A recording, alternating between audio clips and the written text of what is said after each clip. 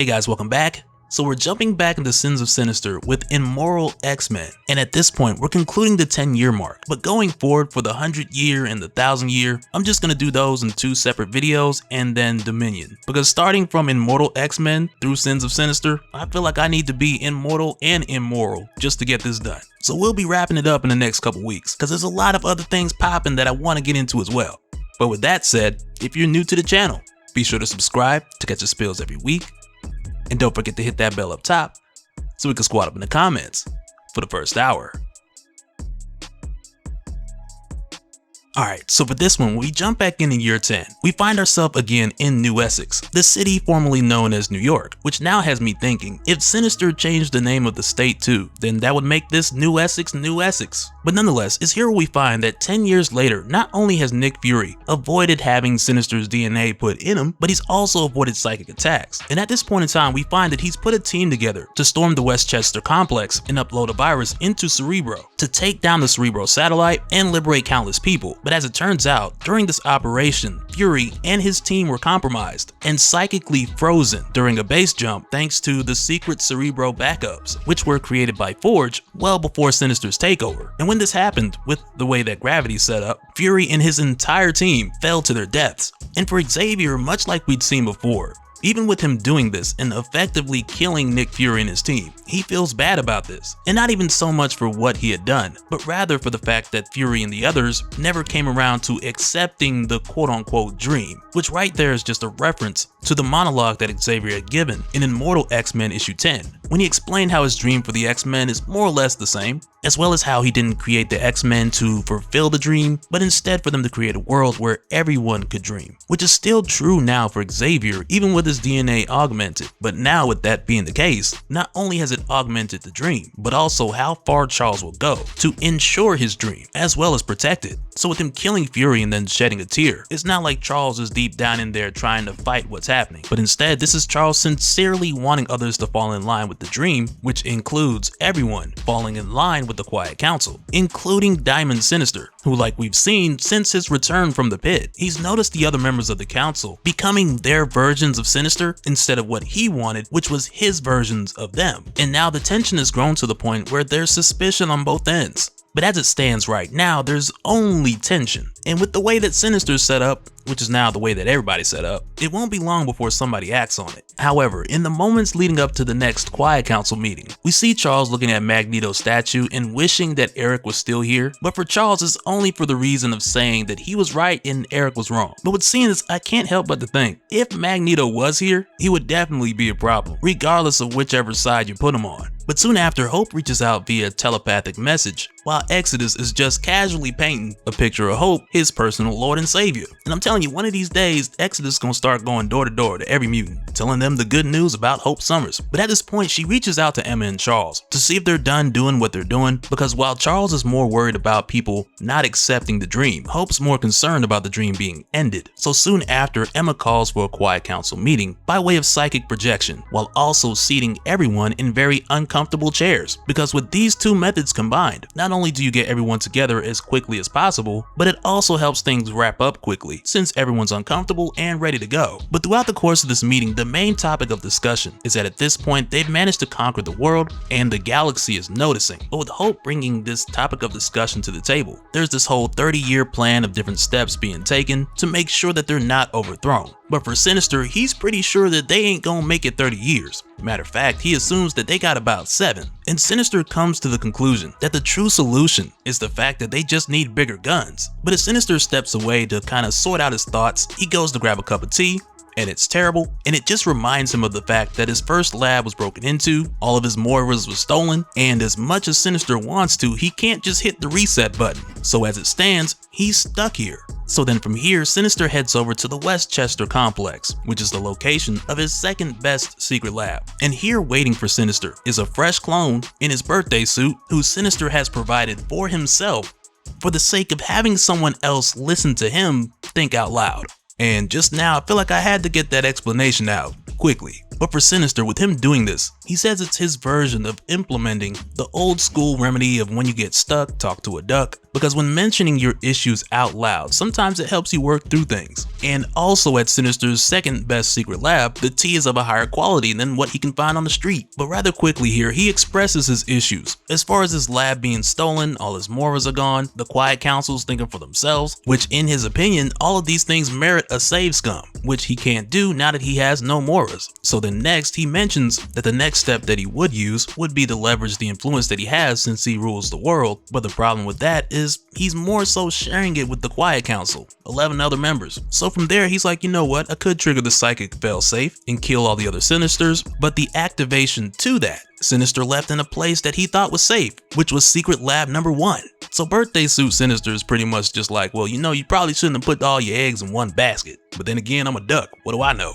But for Sinister, this conversation at least gives him the idea for his next move to be to reinstate control, do a gene update, and have Beast override it, which then has him thinking of talking to Dark Beast instead. But then Birthday Suit Sinister reminds him that the head of Dark Beast was in secret lab number 1. But at this point, Sinister's not worried about that because he has the gist of the plan together. So as he makes his way to leave, he thanks the clone for listening, to where then the clone is like, hey, when do I get some clothes? So Sinister just pushes a button on his wrist, and the clone begins melting, because Sinister needed to talk to someone that he can trust, and that's definitely not himself, which right there says a lot about Diamond Sinister in a world full of Sinisters. But then from here we make our way over to Emma Frost, and for those of you who recall our talks on Immortal X-Men, it's likely that you'll pick up rather quickly what's wrong with this picture. But as Sinister makes his way to Emma while she's sleeping, he goes to put a syringe in her neck only for it to snap on contact, because to his surprise, even though it seemed like Emma was not in her diamond form,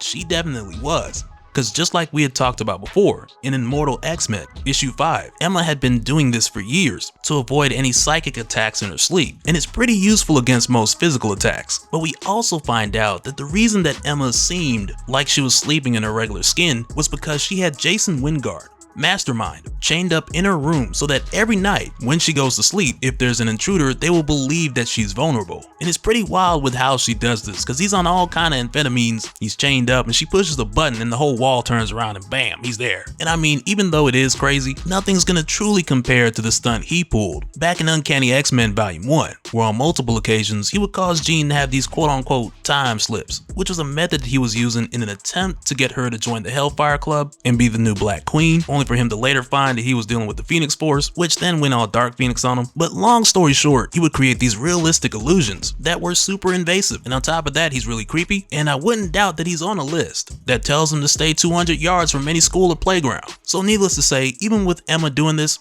nobody feels bad for the guy. And it makes sense that the Sinister version of her would use this method. But nonetheless, with Sinister getting caught, this now sets things off because he attacked a member of the Quiet Council. So as Sinister flees, Emma calls for the Quiet Council to assemble, and these guys search the globe for him. But amongst these different locations that the Quiet Council members went to, Emma ends up making her way to the Westchester complex, which as we know is now Sinister's main lab. But even with the other council members splitting up and heading everywhere else, Emma knew that Sinister was going to be here, because when he fled, she caught a quick surface scan of his mind, so she knew exactly where he was going to be. She just wanted some time alone. But as it turns out, Sinister lets her know that he's prepared for her, even with her diamond skin, because he pulls out a gun that has the DNA of Cypher and Banshee, which reads the vibrational frequency of Diamond and shoots out the frequency that can break it, which right away just tears off Emma's arm. Better yet, shattering it into pieces. But in response, Emma points out that Sinister has so much great technology that he shared with the council to take over the world, which allows them to even use other gifts outside of their flesh. So for Emma, because Sinister has taken her down before, she came prepared, and she uses Logan's healing factor to fully restore her arm, and she more or less tells him that this is the benefit of him sharing because he has the need to keep relevant. But Sinister then lets her know that he does keep a few things to himself,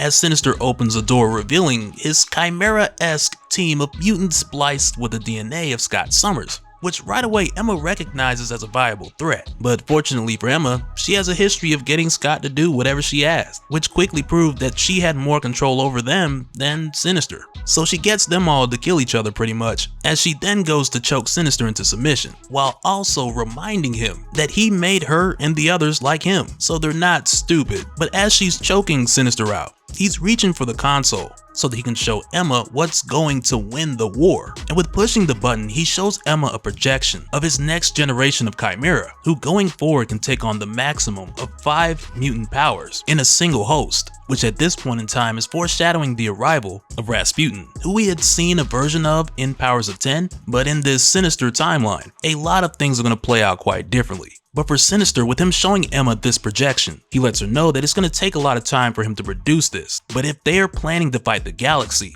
this is how they do this, and this is how they win. And Sinister goes on to tell Emma that he has all these recipes, all these plans, and he's the only one who can pull this off, because Krakoa couldn't have happened without him, and it still needs him. Which for Sinister, all of this gives Emma a compelling argument. So she tells him she'll present it to the council, but before she does, she wants him to do one thing, and that's beg.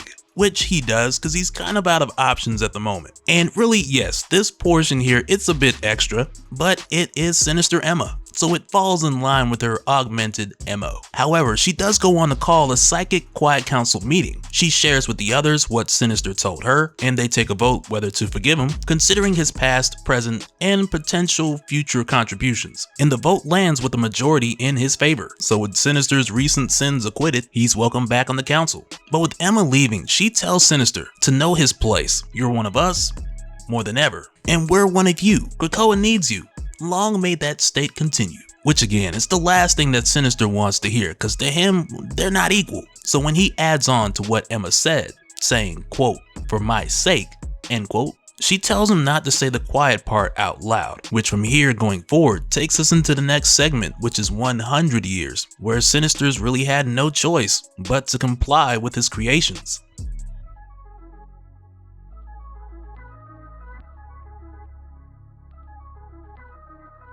And so now real quick, I want to give a special shout out to all the patrons. Thank you guys for all of your support. And for anyone who's new here, who wants more information on how to support the channel, I got a link below where you can go to patreon.com/Dopespill. But that'll do it for this one, guys. Let me know your thoughts down in the comments below, and we'll do it again on the next one. Alright, later.